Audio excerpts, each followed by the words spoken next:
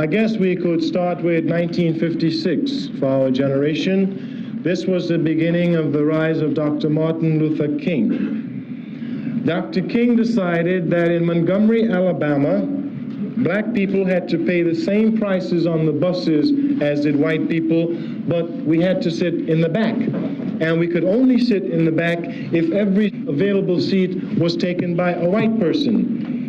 If a white person was standing, a black person could not sit. So Dr. King and his associates got together and said, "This is inhuman. We will boycott your bus system." Now understand what a boycott is. A boycott is a passive act. It is the most passive political act that anyone can commit. Dr. King's policy was that nonviolence would achieve the gains for black people in the United States. His major assumption was that if you are nonviolent, if you suffer, your opponent will see your suffering and will be moved to change his heart. That's very good. He only made one fallacious assumption. In order for nonviolence to work, your opponent must have a conscience. The United States has none. If you're hoping that this is a video where I give some inspiring words and tell you chin up, no, this is not it. My goal in this video is to make you uncomfortable. What do you guys want to talk about? Let's talk about an uncomfortable truth about this presidential election. When he won that year in 2016, it was a storm of so many things. It was the fact that there was a split within the Democratic Party because nobody over Bernie Sanders. Yes. And all because he was a more progressive thinker than most politicians, and that he wasn't. Democrats hate progressives. Right, and I'm gonna go ahead and say it. They hate progressives because they're popular with young people, and they don't like the fact that they're popular with young people. So guess what? We're gonna screw you over. We're gonna screw the candidate you like over because fuck you. We don't like that you're more popular than us.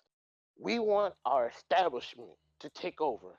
And unfortunately for Hillary, she represented the establishment, which means she got the resentment. Congratulations. You made it easier for Trump to win. And Trump knew he would have lost to Bernie. He knew. His camp said so himself. You want to know the most cathartic part of all of this? Last night, my uncle admitted that I was right about Bernie 8 years ago. Yeah. Fucking validation. Thank you. But too little, too late, It's right? too late, I know, but damn, it feels good to be right. I mean, a lot of people that were split about it even 8 years ago were like, why are we... But let me get back to this. So yes, when he won it the first time, it was like a perfect storm of a lot of bullshit. First off, Bernie losing the vote because he was the more progressive, and let's be honest, he was the more progressive compared to what Democrats and Republicans were trying to, push, which nobody believed. And then progressive than any of them. Yeah. And then factor into the fact that the Republican Party was so fucking desperate to get back in power, even though they controlled a majority of Congress. They were still so desperate for power, including the president's seat, that they saw that the rest of the candidates that they could have supported weren't strong enough or popular enough or had enough of what they needed to beat out whoever the Democratic nominations were going to be. Trump got in because people love reality TV. Exactly. He's been on there. Yes. He's a reality TV personality. I'm not surprised he's doing what he does. He says stuff that is abhorrently, just blatantly, let me Sexist, around as much as I horrible. can. It's not doing anything. It's Yeah. frustrating. It's honestly is. Yeah. And then when you factor into the Republican Party's desperation, them stumbling upon Trump, there was already some blowback from the Republican Party itself because there were a few Republicans that literally sat there and was like, he doesn't fit our mission statement. He doesn't fit our views. He's nothing that we need in a candidate. You know? Because what's the Republicans' whole mission statement? Okay. What is the Republican Party's biggest mission statement? They want to push conservative values, Yes, none of which he fits. he never fitted the conservative value. Since the fucking 80s, Trump's never fit conservative values. This man since the 80s was using fucking blue collar workers like they were cogs in the goddamn wheel. He filed more chapter 13s than ran businesses just so he could keep his money and never pay his workers. He's ran scams, and yet they still picked him because he got unintentionally a more popular outlook. Unintentionally. Because they didn't care that the people who were memeing on him and watching him were like, oh my God, he's a fucking train wreck. Oh, I love this. That's all they need to hear. I love this. So, Donald Trump, yet again, is the president of the United States. And there are key sets of groups and people who are to blame for this. We had to deal with Trump for 4 fucking years. And in those 4 years, some of the worst shit happened to those who were minorities and those who were LGBT. And when the election came back up and Biden won, I would figure, now before even this, the man got impeached twice because they found evidence of voter fraud and his connections to Russia. And yet, he still stayed in office. When you get him out, Only reason he lost was because of COVID. yes, because that's the really fucked up part. He lost because he didn't handle COVID correctly, because he refused to listen to Barack, who knew in advance about the pandemic and told Trump, hey, here's some things you need to follow because this is going to be an issue. And Trump refused. He refused to listen to anybody, let alone Obama. Right. He refused to listen to anybody. Do you know that the majority of the fucking lockdown that this country had in 2020 was because Trump refused to listen to people? The reason why there are so many deaths to COVID is because Trump refused to listen. Because he only thinks about himself. That has never changed.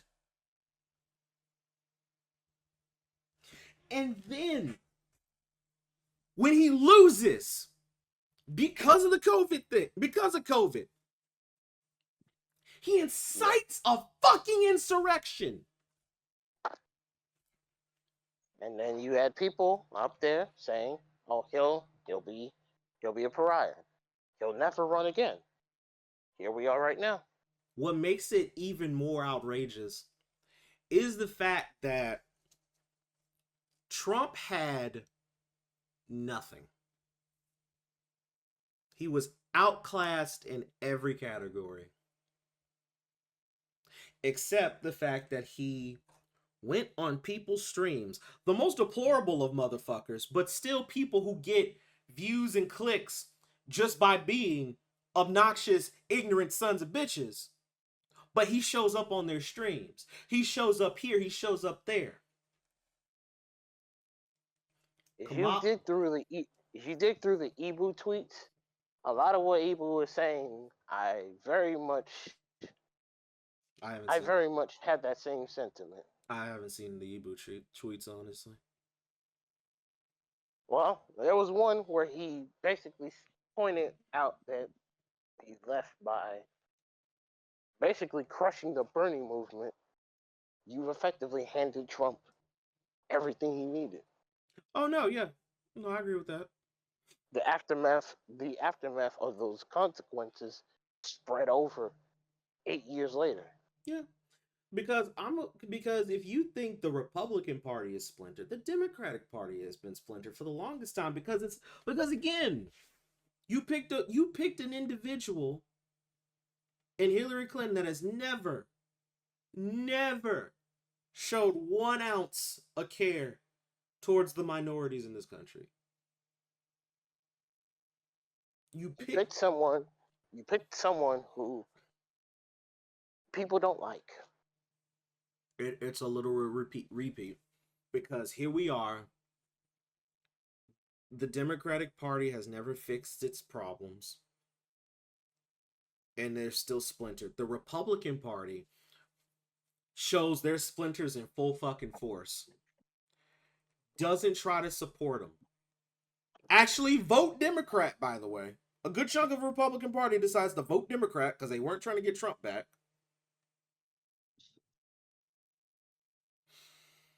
But his base is already galvanized. His base is there. Man had nothing, and he still won.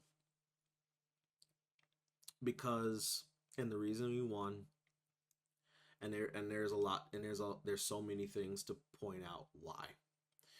The people who The red pill movement that played a factor. The Sneakos, the Tates, the Fresh and Fits, the motherfucking Aiden, the XQCs. I can't say he red pill. No, but he did support Trump. Fair. I'd also look at him more of an NPC before I would say he red pill. Like people who push the red pill stuff, that helped. That helped get him a win. The Sneakos of the world, which, boy, the fact that Sneeko helped cause some of this is just completely wild to me. For Kamala, in spite of my frustrations with the Democratic Party, I voted for her. Yeah. Same. I know that'll shock people, because the whole thing with me is that I hate Hillary. But I mean, newsflash: a lot of black people who are Democrats do not like Hillary. a lot of young black people who are Democrats don't like Hillary. Well, true. Older young black people don't like Hillary. Older black people, on the other hand, do. But that's an entire conversation in itself. One that is not worth being on video. Democrats stopped being the party for everyone and instead chose to be for a select group of people. For example, I don't mind y'all going for women. Understandable. I don't mind y'all appealing to LGBTQ. Understandable. You know what I don't like? You pushing men aside. Welcome to the circus. Black people, we did not fail. The Democratic Party in this country failed us again. This country has failed minorities. This country has failed the LGBTQ. This country has failed everyone. And now all we can do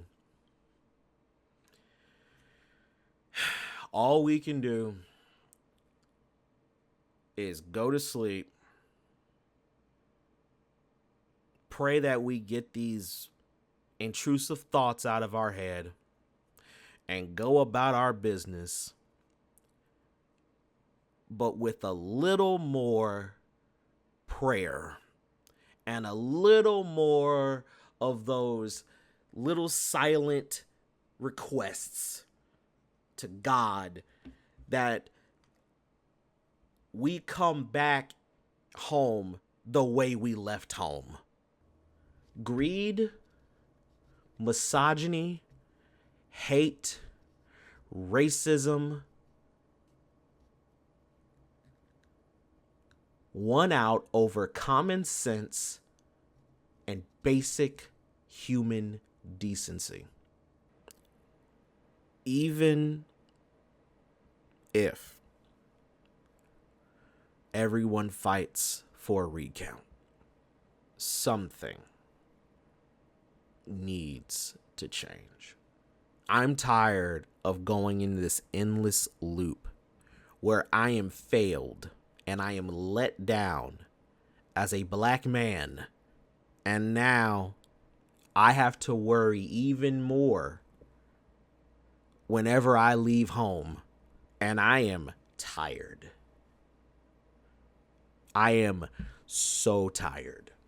Some of you aren't going to get it, and some of you can only imagine.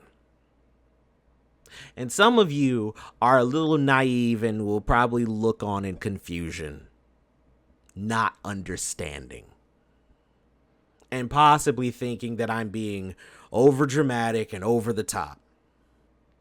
But there is an honest to God worry over the state of this country unless something drastic happens.